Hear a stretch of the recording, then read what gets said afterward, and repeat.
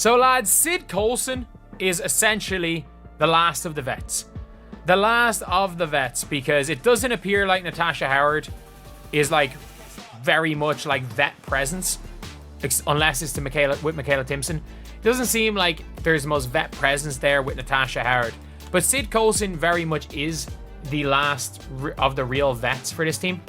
And today, Sid Colson was talking about being a veteran presence for the Indiana Fever. And let's take a listen to what Sid Colson said. Obviously, this is something from Ken Swift not too long ago. Let's take a listen.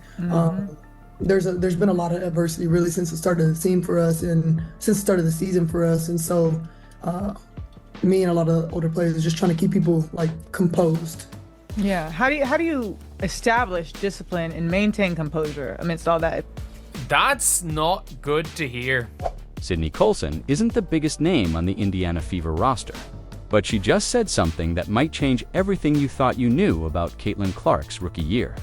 While headlines focused on scoring stats and media interviews, Colson quietly stepped up as the last veteran presence holding the locker room together. And now, she's finally speaking out. Not in outrage, not in gossip, but in truth. Her recent comments weren't flashy, but buried beneath the calm delivery was a warning that hit harder than any viral clip. This wasn't just about basketball, it was about broken chemistry, rising tension, and the emotional cost of playing next to the most hyped rookie in decades. Colson may have been trying to keep the peace, but in doing so, she exposed the chaos nobody else wanted to talk about, and what she revealed could shake the foundation of this team from the inside out. Sydney Colson didn't arrive in Indiana to take over games or light up the scoreboard. Her role was never about numbers, it was about presence. As the last true veteran voice in a locker room flooded with young energy and rising media pressure, Colson became the emotional shield protecting the team's balance when no one else could. While Natasha Howard held the title of veteran, her leadership remained quiet, almost invisible. It was Colson who stepped forward, speaking during tough moments, calming tensions, and trying to set a standard amid chaos. She didn't shy away from the challenge. In a recent interview, Colson talked about maintaining composure, staying grounded, and helping her teammates navigate adversity. She spoke like someone who had seen it all and wanted to make sure the younger players didn't crack under pressure. But behind those calm, rehearsed words was something more, something raw.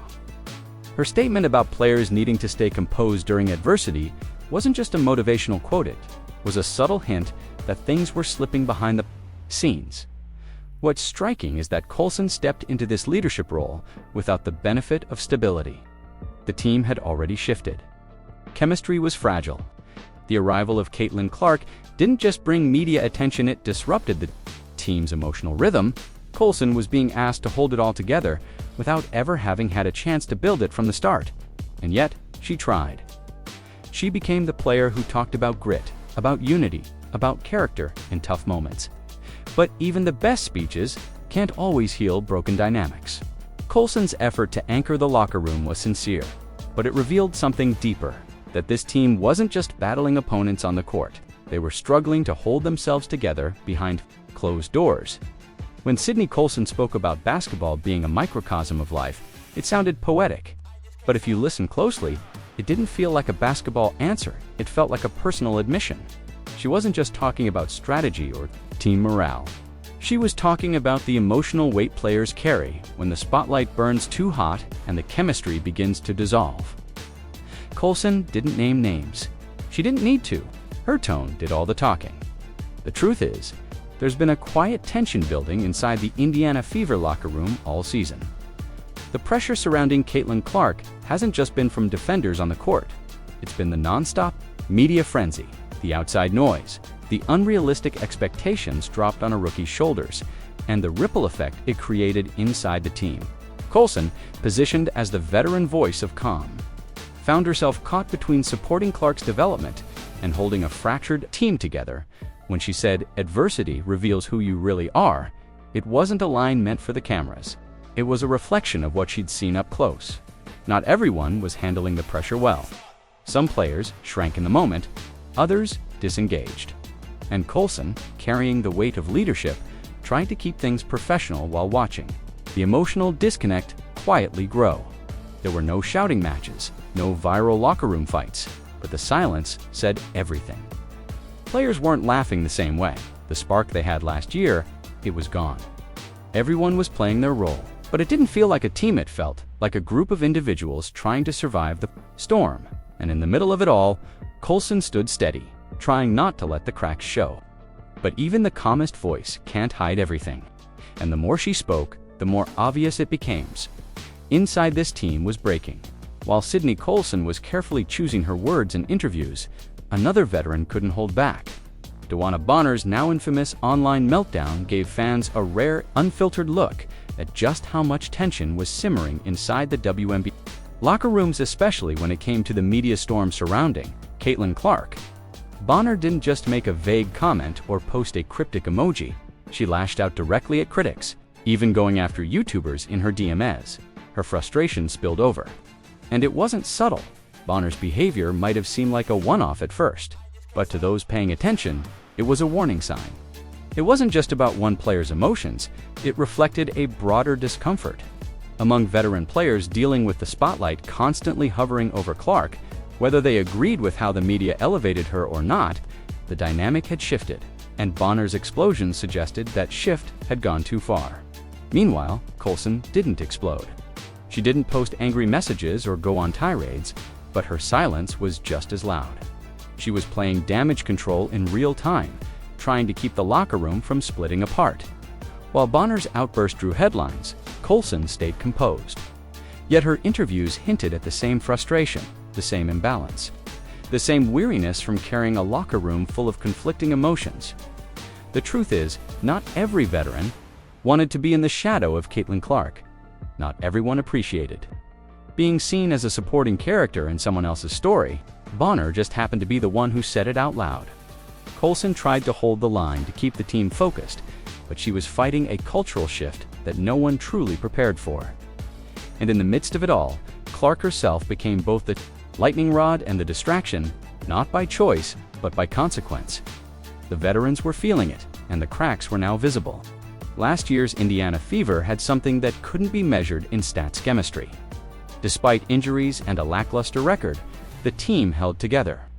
Veterans like Erica Wheeler helped create a culture of trust, grit, and mutual respect. The locker room had identity, even if the standings didn't reflect it. They weren't winning every game, but they were building something real. That foundation was fragile, but it mattered. Then came the reset. The arrival of Caitlin Clark brought a wave of national attention, sponsorships, and expectations. Suddenly, the Fever weren't a rebuilding team, they were a product, and that shift, no matter how exciting on the surface, shattered the balance that had been quietly built the year before. Sydney COLSON arrived in the middle of that transition. She wasn't part of the original foundation, yet she was expected to be the glue. A veteran voice parachuting into a team with rising stars, fractured relationships, and media tension thicker than ever. But you can't rebuild trust overnight, and you definitely can't fake chemistry. On the court, plays broke down. Off the court, communication became stiff. The fun, the flow, the trust, they all evaporated under the weight of expectations. Players weren't sure of their roles anymore. Was this Caitlin Clark's team? Was this still a rebuilding year? Or were they suddenly championship contenders because of the headlines? No one seemed to have an answer. And in that uncertainty, the players drifted. COLSON tried to speak life back into the team. She talked about grit, character, and pushing forward together. But her words didn't land the way they might have last season, because the identity they had was gone, replaced by confusion, pressure, and silence. The chemistry didn't vanish in one day. It slowly unraveled, thread by thread. And by the time COLSON realized what was happening, the team she was supposed to lead no longer felt like a team at all. When Sydney COLSON said, "Adversity reveals who you really are," it sounded like a textbook veteran answer, the kind of thing you expect from someone trying to keep the team steady. But if you listen closely, it wasn't just a motivational cliche. It was a quiet assessment of what she was seeing in the locker room. Players showing their true colors under pressure, and not all of them rising to the moment. COLSON didn't name names. She didn't have to. That one sentence cut through everything. It suggested that while some players were staying composed, Others were falling apart emotionally, disengaging from the team, or simply shutting down. Adversity wasn't just a team challenge, it was revealing who was mentally ready and who wasn't. And the message felt aimed at more than just the rookies. For a veteran to say that publicly, even in such measured language, meant something wasn't clicking behind the scenes. COLSON was seeing behaviors, responses, and maybe even attitudes that didn't align with what a championship team needs. And she chose her words carefully, perhaps to protect the team, but also to send a message, because sometimes the most powerful statements are the ones hidden in plain sight. There were already rumors swirling, players giving each other the cold shoulder, communication breakdowns, and an emotional divide forming between the veterans and the younger stars. Especially as Caitlin Clark's spotlight continued to grow, the internal unity began to fade. COLSON was trying to hold it together, but her comment about character felt like a crack in the surface, one that hinted at a much deeper problem. It wasn't a meltdown, it wasn't drama, it was something more dangerous. A quiet drift, a growing distance. And if COLSON, the most composed voice in the room, was starting to sound concerned, that meant the problem was bigger than anyone had admitted. The problems inside the Indiana Fever locker room weren't created by the players alone. Much of the dysfunction started higher up in the decisions made by the front office. While the team made flashy moves and welcomed a national sensation in Caitlin Clark, they failed to protect the one thing that mattered most: locker room culture. Instead of building around the chemistry that had started to develop last year, they scrapped it and hoped veterans like Sydney COLSON could hold the pieces together. But COLSON wasn't set up for success. She joined a team already thrown into chaos by the weight of media pressure, ticket demands, and viral headlines. The organization prioritized marketability over continuity. They let go of key veterans like Erica Wheeler, who had spent months earning trust and leading by example. Then they turned around and asked COLSON to do the same job without the time or support. Wheeler had dot. It's not that COLSON isn't capable. She's the kind of veteran who leads through presence, maturity, and honesty. But even the most grounded leaders can't fix what's already fractured. Her calm demeanor was mistaken for control, but behind the scenes, she was dealing with a team that felt lost, overwhelmed, and emotionally disconnected. Meanwhile, the front office stayed quiet. No public accountability, no acknowledgement that the locker room balance had been disrupted. They expected COLSON to lead a team that had no clear identity, no unified voice, and no emotional reset. And that silence from the top, it left COLSON alone, managing pressure that wasn't hers to carry. She became the face of maturity while the organization hid behind branding and ticket sales.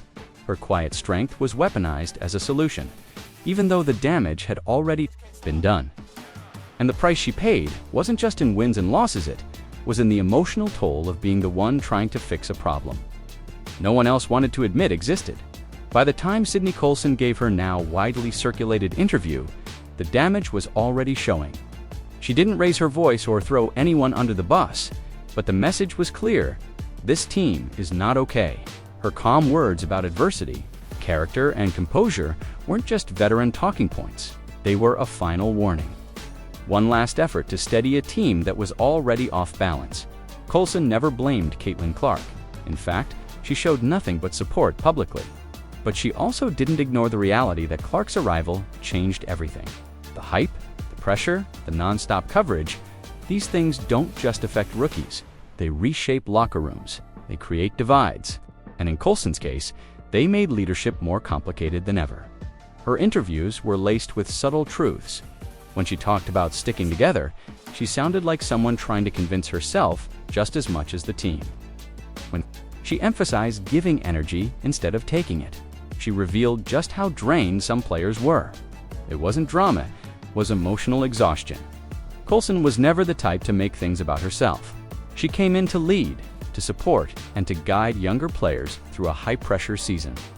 But leadership without backup wears thin. And COLSON was left to absorb the stress that should have been handled by coaches and executives who let the culture drift unchecked. Her final warning wasn't loud, but it was unmistakable. The Indiana Fever are on the edge of something bigger than a losing streak.